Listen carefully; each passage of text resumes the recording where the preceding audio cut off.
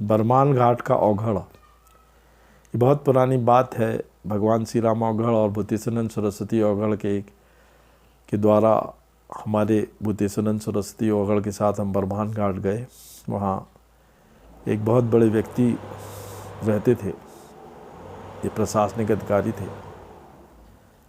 माँ को बहुत मानते थे। नर्मदा जी के उस पार बरमान घाट है, दोनों साइड नर्मदा हैं। उस साइड बीच से जाके आगे उन्होंने बताया, उनकी जो सास थी वो उस ज़माने की उस क्षेत्र की विधायिका थी, वो भी हमारे साथ गई। पर लोगों ने बताया कि नर्मदा के उस पार उस औघड़ से मिलना बहुत कठिन है। तो हम लोगों ने कुछ बोतलों में पानी भरा। महाराज, हम और 3-4 लोग वहाँ गए। उस समय कालूराम चोपड़ा और जगदीश शुक्ला भी मेरे साथ थे।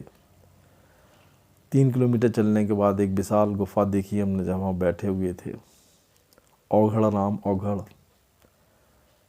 मुंडों की माला पहने हुए कपालधारी बैठे हुए थे अग्निकुंड के पास। वो चिल्लाए, तू आ गया, कितने सालों से तेरा इंतज़ार कर रहा था। मैं बोला, महाराज आपकी कृपा है। तो बोले, पानी लाया है क्या, आटा लाया है क्या? तो हमने कहा हाँ। उन्होंने पानी को एक तवे टाइप के बर्तन में डाला और उसमें आटे की गोलियां बनाई, जिसको आप गक्कड़ कहते। पहले पानी में पकाया, जब पानी में पक गई तो उसके बाद उसने उतार के अंगार में सेंका। फिर एक कढ़ाई में उनने दूसरी जगह पानी डालने के बोला, वो शुद्ध हो गया। उनको पावर था नर्मदा के जल से घी पैदा करने का। मुझे भी ताज्जुब लगा कि इतनी बड़ी हस्ती के मुझे दर्शन हुए, बड़े बड़े नेत्र, बड़ा ऊंचा पूरा पर्सनालिटी। उसने मुझसे बोला कि तुझे एक साधना सिखलानी है, इसलिए मुझे याद किया। मैं गया, वो एकांत में लेके गए। वहाँ काले रंग का विशाल शिवलिंग था। उसने यज्ञ की साधना मुझे सिखलाई, जो गुप्त है। ये साधनाएं कोई भी औघड़ के गुरु के निर्देशन में कर सकता है, पर औघड़ आप मिलते नहीं हैं, इसलिए वो आपको साधना का मंत्र बताना बेकार है। क्योंकि मैंने वो की, मैं ही जानता कितना कठिन है। वहाँ पर मैं 21 दिन तक रहा, बाकी लोग लौट गए। वो साधना सिद्धि हुई, जिसके कारण मुझे यक्ष यक्षिणियों की सिद्धियाँ प्राप्त हुई।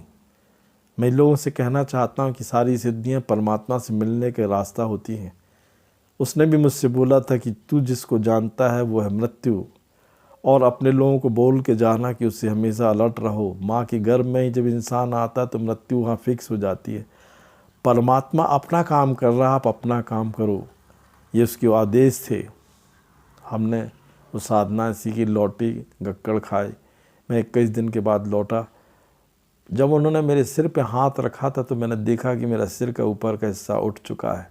मतलब मुझे पता था कि ब्रह्मांड में इसी जगह से मेरे प्राण छूटेंगे।